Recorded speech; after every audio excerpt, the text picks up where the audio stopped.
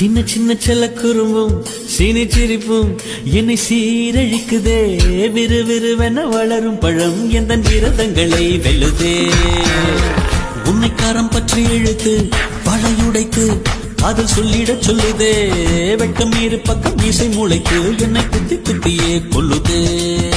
காதல் என்ற நீதி வழி கைய வீசி வந்த பின்னும் கால் கடுக்க காத்திருக்க எதனாலே?